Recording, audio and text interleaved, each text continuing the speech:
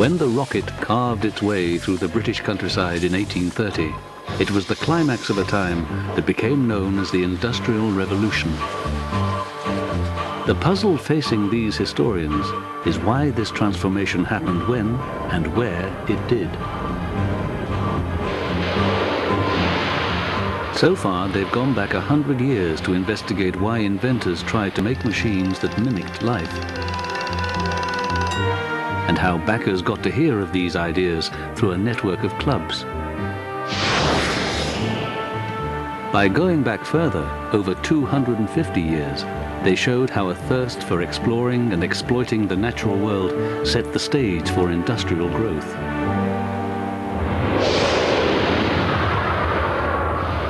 Now they will look at changes over 500 years. In 1350, Britain was a relatively backward island of little consequence. Like the rest of Europe, it faced plague and war. The monasteries were the corporate giants of the time, and they would play a vital part in Europe's emergence from the Dark Ages. Yet this was far from the center of the civilized world. China, with its long history of literary and inventive genius, was the most powerful empire on earth at this time. The question is why, over the next 5 centuries, there was a reversal of fortune. To help solve this puzzle, the historians will focus on 2 critical technologies that were absent in the East, but exploded in the West. The first is the mechanical clock. The second is glass. These inventions would have a profound impact on people's perception of time and space.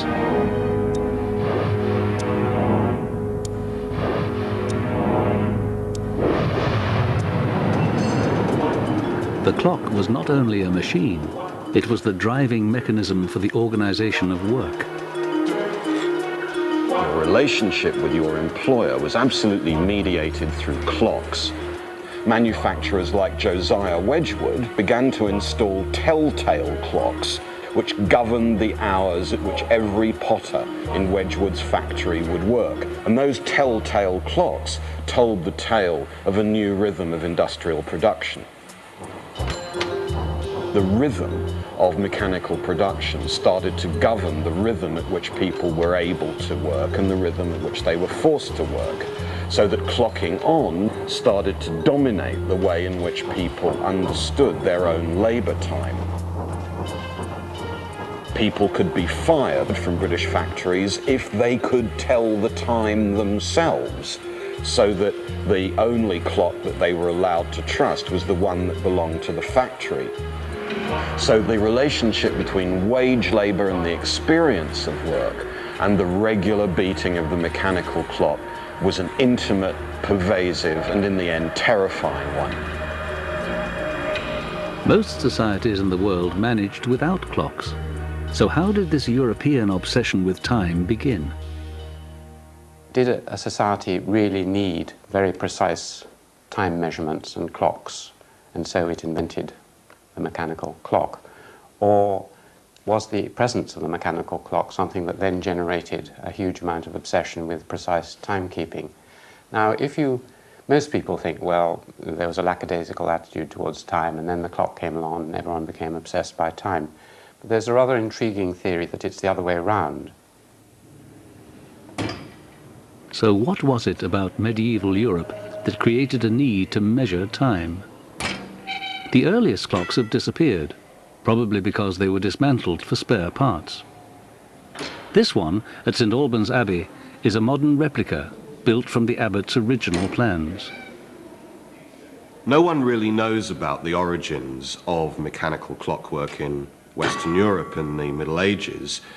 One rather suggestive connection, one which I like, is that rather quickly in the 13th and 14th century, you see, certainly in Northern Europe, the introduction of the word clock in most of the vulgar languages.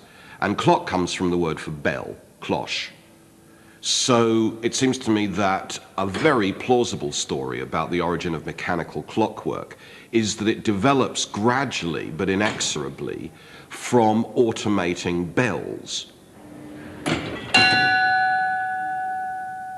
Now, the argument often focuses on the role of religious orders, and particularly the Benedictines. And the argument really is that very early on, when the Benedictine orders were set up in the early Middle Ages, there was strict rules about what you should do and when you should do it. You should pray at intermittent intervals right through the day and the night, every 3 or 6 hours. In order to regularly pray in this way, they had to be woken up, and they often had to wake up in the middle of winter on a cold day. What is going to wake them up?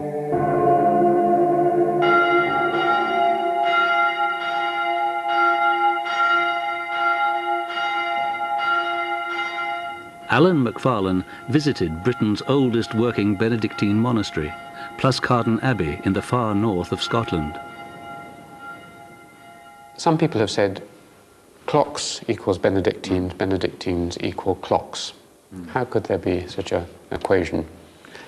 Interesting. I've heard clocks equal gunners or clocks equals locksmiths, I suppose, just because they are makers thereof, but perhaps clocks equals Benedictines as users thereof, because if you have a need to divide time or predict time or chop it off into bits, then obviously a clock, if it works, it is good for that.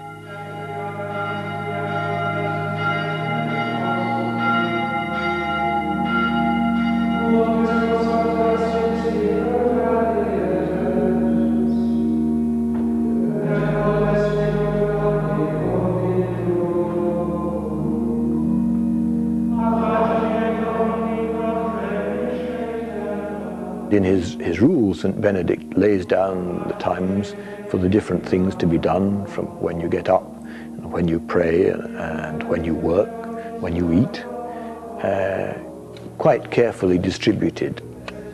It's a balanced life, something for the head, something for the heart, something for the hands. I've heard a rather interesting idea that basically what the Benedictines did was to enclose space and time, physically in their architecture, socially in their social organization, and then divide it all up into tiny bits. So in a sense they were a living clock, a kind of physical social clock in their order. All that happened was that they miniaturized it down into an actual physical object, which then became a mechanical clock.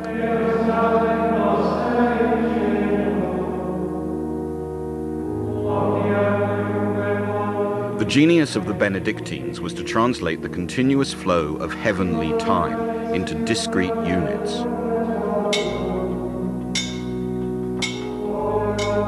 The earliest clocks were driven by the energy of raised weights which turned a central gear wheel. But the rotation of this wheel was blocked by an escapement mechanism, an ingenious device which allowed alternating pegs on two wheels to slide by or stop. The backwards and forwards motion was controlled by a pair of counterweights. The clock was the first digital machine.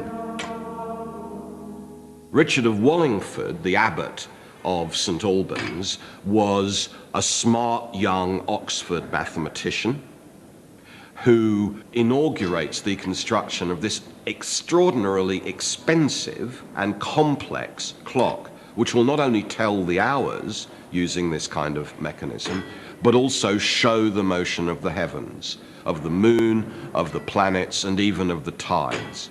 So this was a machine which not only told the time regularly according to the rule of St. Benedict, but it displayed for everybody the power and wealth of this institution, and, as we might say, above all, it showed that through machinery, through mechanical ingenuity, the Abbey was the representative on earth of what God was doing in the heavens.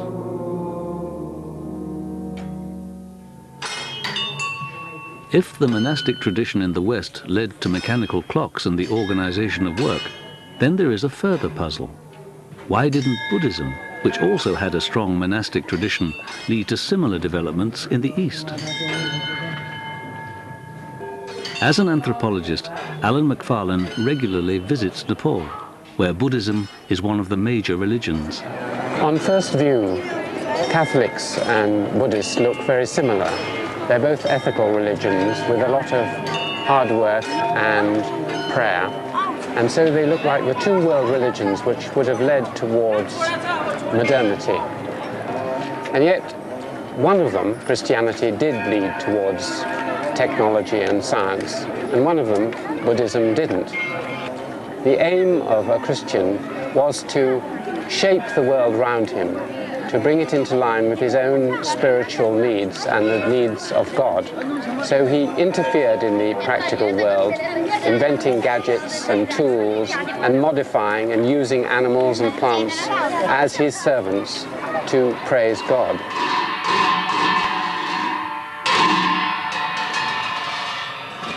Whereas Buddhists retreated into a spiritual world where they turned in on themselves. They developed very elaborate and beautiful rituals which involved lights and wheels and prayers and chanting and music. But they had very little impact on the material world. So one changed the material world and one adapted to it, and that's really the difference.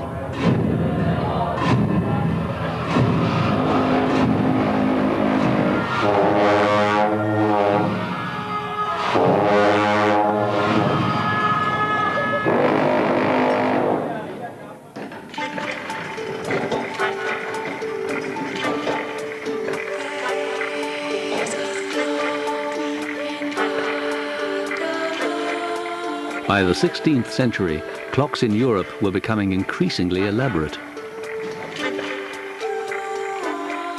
What if you think about medieval mechanical clockwork and the automata, the figures of citizens, of the devil, of the dance of death, all those wonderful theatres that mechanical theatres that one sees displayed in market clocks, especially, and church clocks throughout late medieval Europe.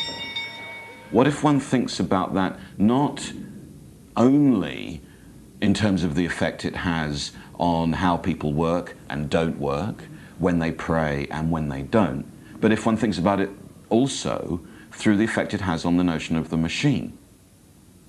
Because clearly one of the things that's happening is that one's worked out a way of telling time that has nothing to do with heaven. And that's absolutely remarkable.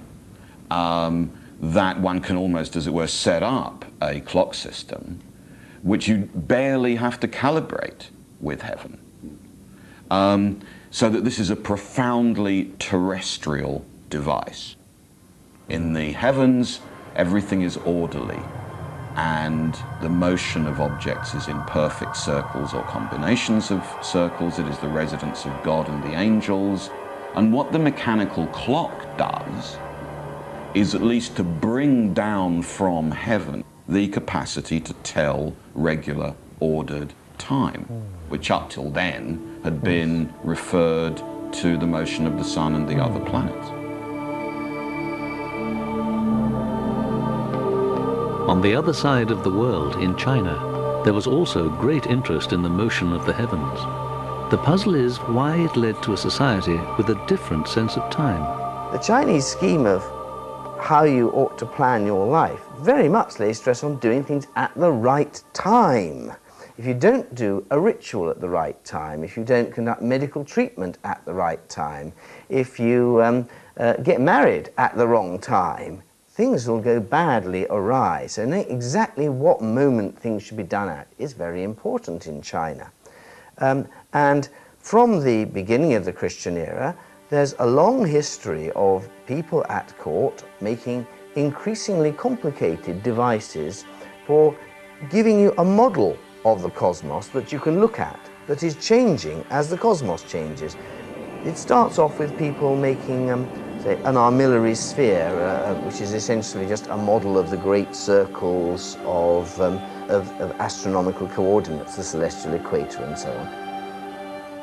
The culmination of this comes in the 11th century when an official called Su Sung sets up a house-sized device, an immense water-powered clock which has on it certainly, yes, an armillary sphere rotating in tune with the heavens, so you can sort of write stars in the place you'd expect it to be, but also all kinds of jacks and what I can only call clockwork devices, causing you to know what hour it is, what planets are where, and so on, what stars are where, and so on. Bells ring to announce the passage of time. Christopher Cullen believes that Su Song produced an escapement mechanism at least 2 centuries before the Europeans. In Su Song's clock, it's the flow of water from a constant head tank, so the pressure is always the same, into a special weighing device which trips when a certain amount of water has gone in. So the wheel then goes round 1 clonk. Yet mechanical clocks didn't develop any further in China, and the technical achievements of craftsmen like Su Song were forgotten.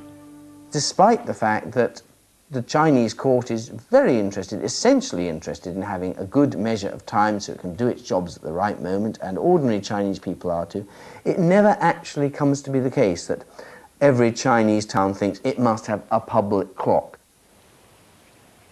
There is a public annunciation of time in every large Chinese town from the drum tower. It's still there in Peking at the moment, where drums and bells tell you, when the hours of the day are passing.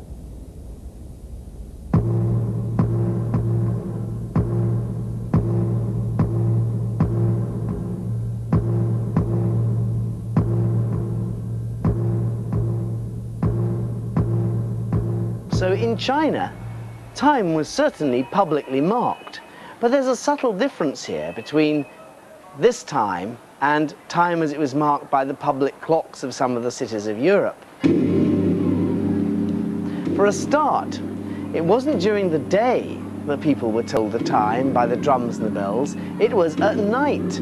The drums sounded every 2 hours to mark the 5 night watches, so as to enable the officials to be ready for their dawn audiences, and to enable the watchmen to do their rounds and the guards to change their duties. This was time designed, certainly not for the citizen to time their work. This was not the sort of time that you and I carry around on our watches, but time that is imposed on us from above. People working in the towns of Europe were much more aware of time. The clock had become an essential part of the everyday dance of life. Every town in Europe that respected itself had a clock tower that gave the clock to anybody who wanted to look.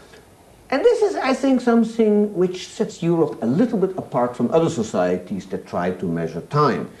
It's not just that they were interested in it, but that it was democratic.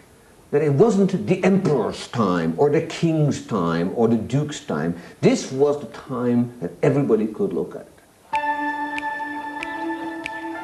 Even when Western clocks were introduced to China in the early 17th century by visiting Jesuit priests, they had little impact on the country as a whole. Matteo Ricci, a missionary from Italy, used the emperor's fascination with clockwork to gain access to his palace. He was the first European to be admitted to the Forbidden City. For the emperor, the clocks were beautiful and amusing curios, but of no practical value, and they remained locked away in his private collection.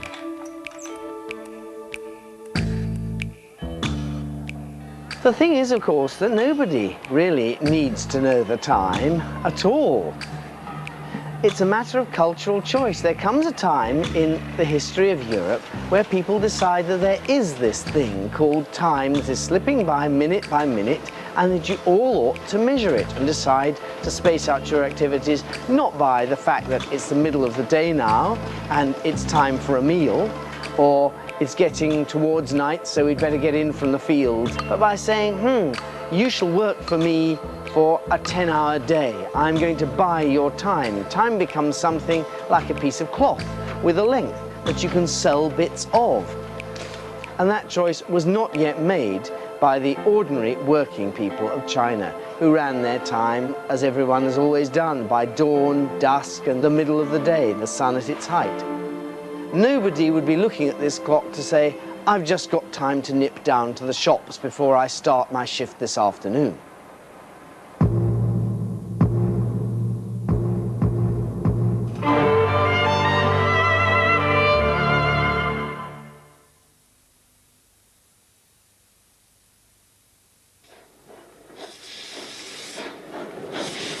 It's not difficult to establish the impact of clocks on industrialization.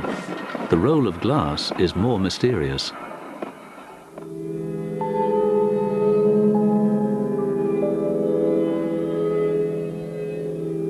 Glass has an extraordinary combination of properties. It's almost completely inert, so you can use it to store stuff.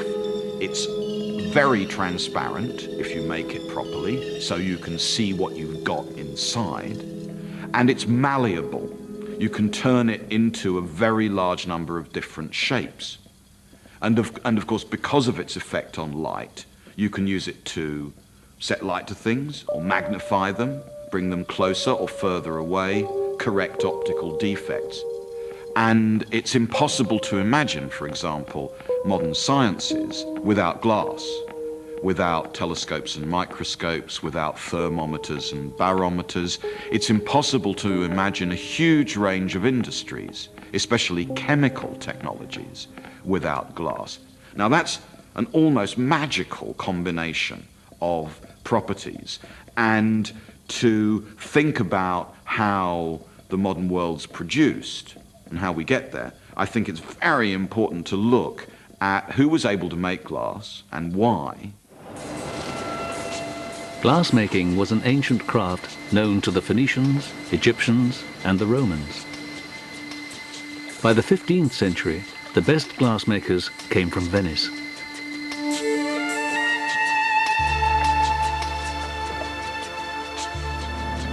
Alan McFarlane went to the island of Murano, where some of the finest craftsmen developed their skills. The Italians, as we all know, make wonderful wine, and unlike hot drinks, this can be served up in glass.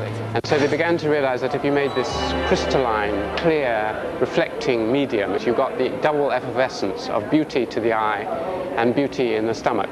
And so they began to make more and more beautiful wine glasses, and of course this affected the technology, which got better and better. The secrets of their craft became so valuable that they were not allowed to leave the island of Murano for fear of industrial espionage. Glassmaking became an important medieval industry across Europe. Just as the mechanical clock revolutionized the perception of time, so the use of glass changed Europeans' understanding of space. Of course, most of the glass in the West is used, is it not, for vessels most of the time. That's right, isn't it? No, it's true of southern Europe, which is the warm area where they drink wine, is for vessels. Oh, but it's windows in the north to keep the weather out. That's right. At first this is for beauty, for protection against the weather, for the glorification of God. But gradually, as glass-making techniques improved, the demand for glass increased. The manufacture of crown glass for windows became widespread. Tony Cummins, who's been making crown glass for 20 years, showed Alan McFarlane the skills involved. The trick is to create a flat sheet from a large sphere of molten glass. Presumably it has to be exactly the right timing for this. Yeah, you've got to get an overall heat so it'll all open out straight.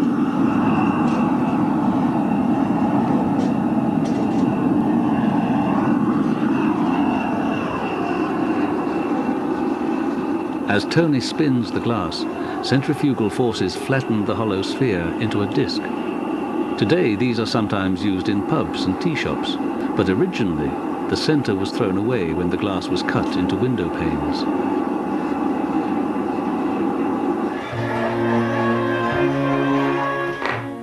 Monasteries and churches were among the first medieval institutions to use glass for windows. Soon they began to be installed in houses, and other buildings too. The increased use of glass and clocks created a more orderly, controlled world. It was clearly seen in many homes with their enormous windows. Glass not only lets in more light, but it makes every mote of dust visible. With larger windows, there were no dark corners to hide traces of dirt. The windows created a new hygienic environment that began with the glass pane itself, the desire to have clean windows. Eventually, cleaning became an important ritual in everyday life that extended to scouring the floor and polishing utensils. So indirectly, glass wiped away disease.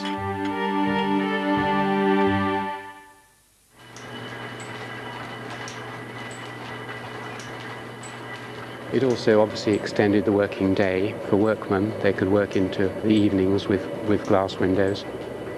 So it alters perception, it alters comfort, it alters working hours, it alters religion, every part of human life. But not in China, not in Japan, not in India, not in Islam, not in South America, not in Australia, not in South Africa. Just in this wet, cold, miserable part of northwest Europe, the great window revolution occurs.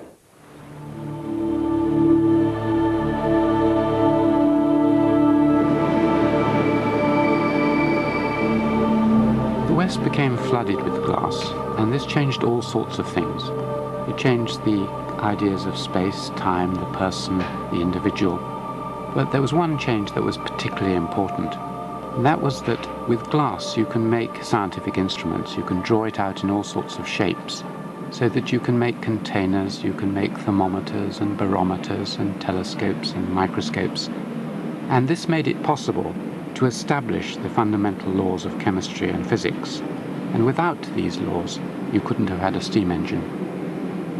One of the crucial things that glass gave you was the production of large spaces. So blowing a receiver, as it's called, like this, is actually quite a complicated business. So a large space which you can see, which you can manipulate, and which you can control.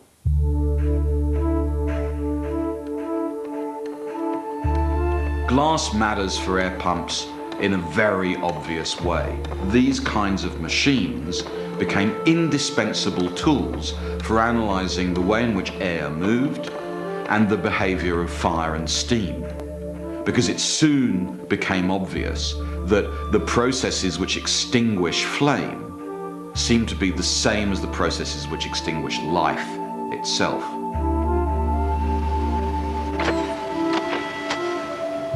Now, the kind of theoretical understanding of how air's pressure and air's weight really worked, and the role of air in keeping flame alive, were indispensable resources for the new fire engines, as they were called, that Savery and Newcomen then began to design in the early 1700s. So air pumps play an absolutely decisive role in the technology which leads to the construction of the first stationary steam engines.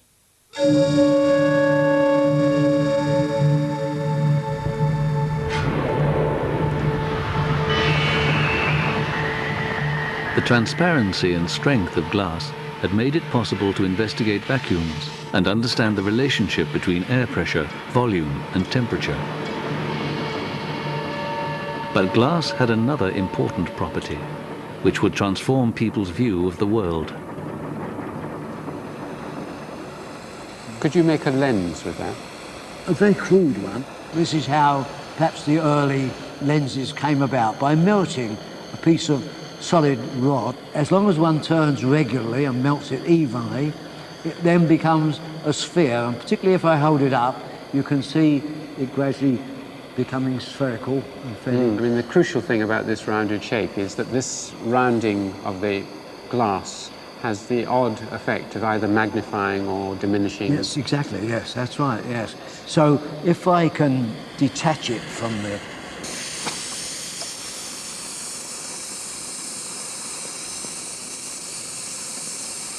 like a raindrop falling. Yeah, raindrop, and it assumes this beautiful shape. So we have this rounded shape, you see. So then if I haven't got some letters, if you put it on some letters, it would magnify quite a bit, as you said.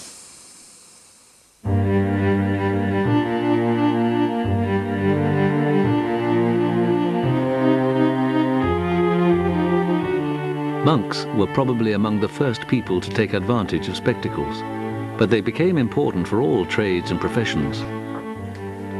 Presbyopia, the inability to focus on close objects, has always been a common problem as people approach middle age. Unfortunately, this is also the time when skilled craftsmen are at their best. The advent of spectacles enables scholars, printers, bookkeepers, clockmakers, and other craftsmen to extend their working lives for 10 or 15 years. Spectacles are one of the great revolutions in the West, not developed again in any other civilization. Just in the West you have the development of spectacles which have all sorts of economic consequences, but also it's out of the spectacle lenses that the development of scientific instruments occur. And so very precise workmanship revealed to one civilization, and as far as I can see, one civilization alone, the microcosm, what lay beneath the surface of things, and the macrocosm, what lay in the stars.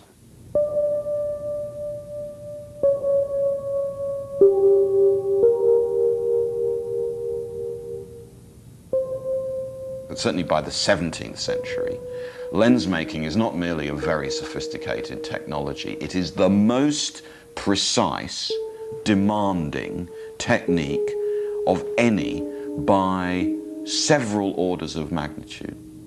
Grinding a perfect lens is so much more difficult, and it has to be so much more precise than almost anything else any European was doing, especially if one thinks of microscopes and telescopes. So glass gives you precision, visibility and control, which are indispensable elements of the new sciences of the 17th century. As glass was such an important technology in the West, the puzzle is why it did not develop in other parts of the world, such as China or Japan. So we are then taken to the question of why glass seems to have faded out, as it did in Japan. By the 16th century, the Japanese had forgotten glass as a substance. When the Portuguese brought it, they said, well, they must have dug it out of the earth. We don't know what this substance is. And they called it by a Western name, gras. In China, there was a knowledge of glass, and glass technologies were fairly sophisticated in the 8th, 9th centuries, blowing of glass and everything else. By the time that the Jesuits arrived, there's practically no glass in China. Isn't it just that glass is very fuel intensive, and so places where fuel are expensive, that it's simply a reflection of the cost, a relatively lower cost of fuel in Europe? That's right. Pottery is much cheaper than glass. It would be very expensive. Fuel terms? Oh yes, I think, I mean, you can put huge numbers into And glass kiln. has to be heated much higher, I think. And it has to be heated, and you have to keep the kilns alight all the time, whereas you can let the pottery kilns go out. Perhaps part of the clue to the absence of glass is China and Japan's success in producing pottery and porcelain. What is this? This is one of the oldest surviving pottery kilns in Japan. Wood has always been a scarce commodity in Japan, so kilns like this were designed to conserve energy. The heat from the fire at the bottom gradually rises up through the chambers built into the hillside. It is only fired 2 or 3 times a year, but each time the kiln is filled with tens of thousands of items. Although this kiln is extremely efficient by using the heat slowly going up through these 11 chambers, it also required a vast amount of energy. If you take a bundle like this, you need 1,200 bundles like that for a 7-day firing, something like 40 times the amount that you've got here. On the other hand, you did produce vast numbers of pots even in one firing, and this meant that Japan and also China were deluged with pottery. This was ideal for drinking the national drink of China and Japan, a hot drink, tea. With this excellent pottery, there was really no need for drinking glasses. All the fine glasses of Venice and the West were unnecessary here and never developed. But it has one great disadvantage, which is that you can't see through it. Arigato. In East Asia, if they want beautiful drinking vessels, they've already got lovely porcelain to make it out of. Glass, therefore, that might be a competitor, doesn't have an obvious niche. The niche for the fine vessel is not there. It's already well occupied by highly developed fine porcelain technology. But as for windows, of course, that is a different matter, I must admit. The window in East Asia is essentially not something you can look out of through a transparent weatherproof screen, but essentially oiled paper, which will let light in and keep the weather out, but certainly won't allow you to actually get a view through it. The art of making windows from strips of mulberry paper has been practiced for over 1,000 years. In Japan, where earthquakes are common, glass windows were not very practical. Also, in the summer when windows were removed completely to allow free flow of air through the house, this type of window is lighter and more easily stored. Until the introduction of air conditioning and earthquake-proof buildings in the last century, glass windows were rarely used in buildings in the East. So you have hardly any glass in India, hardly any glass in China, hardly any glass in Japan before the 18th century. So you have a puzzle. Could China, for example, have had the kind of Western scientific revolution without glass? If you answer no, then you have the problem of what had happened to different civilizations, that one of them had developed particularly lenses and fine glass, which allowed it to see more clearly and more precisely. Alan McFarlane has a theory that might explain why spectacles were not made in Japan until the late 19th century. He thinks that there is a fundamental difference in eyesight between East and West. It was based on the casual observation that myopia, the inability to focus on far-off objects, seems more common in Japan than in the West. He went along to a routine school eyesight test to try out his ideas on Professor Tokura, a leading ophthalmologist in Tokyo. This age group of 10-year-old Japanese children, what sort of proportion do you think might be suffering from myopia? The percentage of myopia is very difficult to say, but we said it's about 30%. So they would be about 30%, one in three? Yes. And when they are about 15, what proportion? 50% in the high school. 50% in the high school students. And university level? University level is 70%. 70%, I think. Perhaps the Japanese obsession with minute detail, which is reflected in their art and crafts, is connected to this high incidence of myopia. The Japanese are very famous for their very detailed work, lacquer work, basket work, painting, everything. Then later on, they are famous for their micro-electronics and their micro-engineering. Maybe being myopic is one of the reasons why they do this close work. But your theory is only the near work. Yes. But myopia, myopia people cannot see the far distance. That's right. So it is necessary to use the spectacles to see the far side. Yes. But in fact, until the 1850s, there were very few spectacles in Japan. The glasses for correcting myopia use concave lenses, which are more difficult to grind than convex lenses that are widely used for reading glasses in the West. Alan McFarlane thinks the lack of experience in glass and lens making is why spectacles were so late in coming to Japan and China. So my theory is that myopia, through a set of connections, is one of the reasons why China and Japan didn't have a scientific revolution. The absence of scientific innovation in the East over this 500-year time span is hard to explain. Glass and clocks are just two missing links in the puzzle that separates East from West. Rapid technological change eventually allowed the West to overshadow the once mighty empires of China and Japan.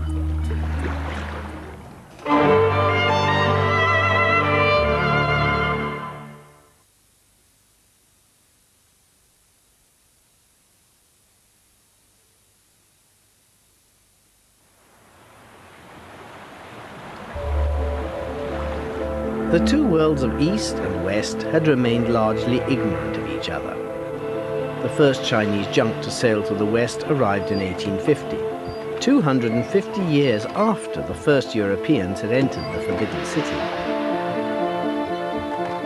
What the Chinese did know about Westerners was that they had very good military and naval technology, because they'd seen Western cannon in action and they'd seen Western ships.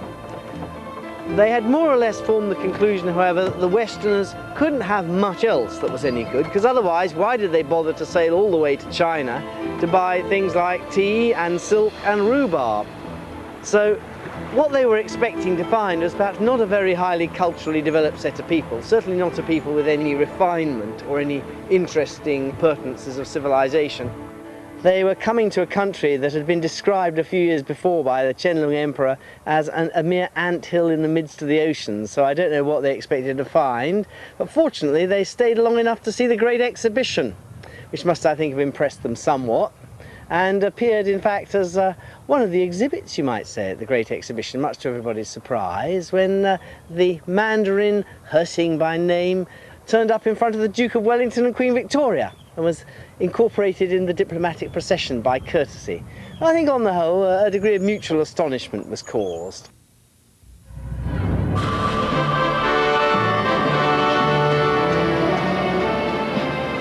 When the Great Exhibition opened in 1851, it attracted visitors from all over the globe. Inside this vast cathedral of glass were exhibits which celebrated the coming of age of the machine.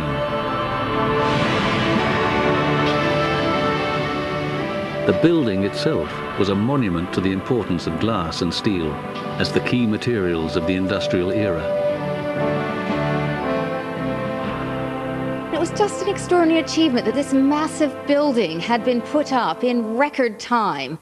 I mean, it was an extraordinary structure, 2,000 feet long, 140 feet high, and a massive glass edifice, a real hymn to the achievement of Victorian technology. This was a real chance for Britain to show the world what it had achieved, and also to show its own people just how far they'd come. At the core of this revolution was the steady growth of precision engineering, which had developed from clockmaking and the desire for increasingly accurate control mechanisms. This fed directly into steam engine design. The first stationary steam engines built in Britain, in the Midlands and in Cornwall, are essentially a wrapping together of the technologies in boring, distillation and clockwork. And if you know how to put those three kinds of machinery together, you can pump water in a way that suddenly makes all sorts of mining activities viable where they hadn't been before. And you cannot have a stationary steam engine without an extremely good, very carefully engineered control device at the top of the pump. And that means you need a very good clockworking industry. By the time you have the large-scale clock trades in France, in the Netherlands, in Britain and in Germany, one clockmaker's workshop represents the crystallization of vast numbers of different skills. If you look inside a reasonably sophisticated pocket watch, what you see is not only a remarkable work of art, but also a remarkable piece of miniature technique at a scale which simply hadn't been achieved in history up till then. So it's not just that the watch and clock trades drive forward the regulation of public and private time. They also rely on and then diffuse through many other trades the simple capacity to engineer the most elegant and sophisticated devices. To make balance springs like that, you needed machine tools for lathes and vices, which can allow the manipulation of metal and glass down to very high precision. Tools like lathes control high degrees of accurate, precise manipulation of metal and other really difficult substances. What this means is not just that one can engineer down to tolerances absolutely undreamt of a few decades earlier, but that it can be achieved over and over again, and that's the key. What machine tools allowed was the production of identical objects, identical, elegant, sophisticated objects, but on a mass scale.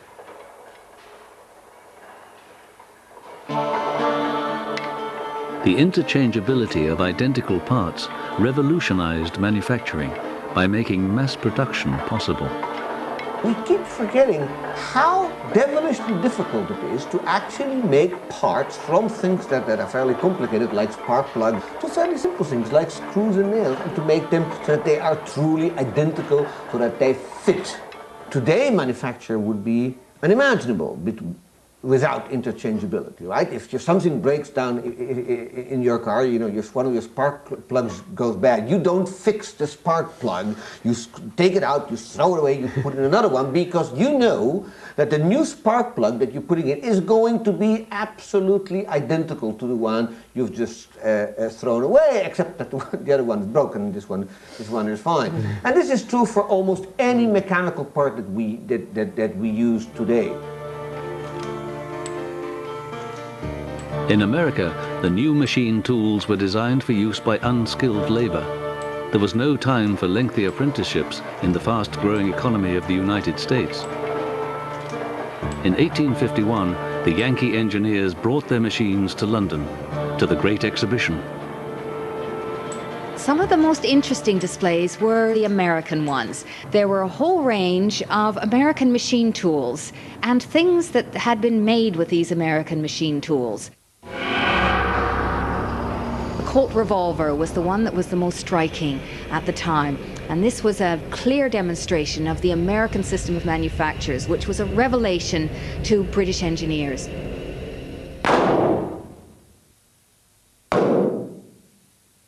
It's inconceivable that somebody like Samuel Colt could have made the guns at the price he did, of the quality he did, without his ability to cut those parts with a degree of accuracy and a level of tolerance that was beyond precedent.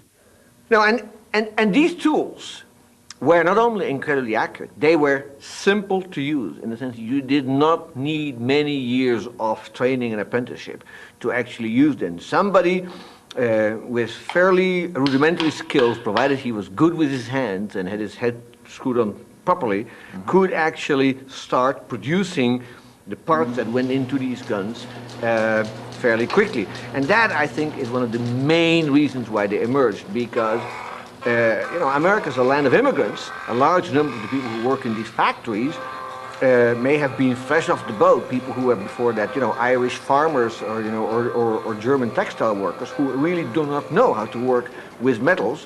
And so if you have an unskilled labor force, you can do two things. You can either train them and take them for many years through training, or you can design equipment that is fairly simple to operate. And this is really what Yankee ingenuity eventually cracked, and it is what eventually explains not only their ability to manufacture these guns cheaply and well, but a whole range of other goods.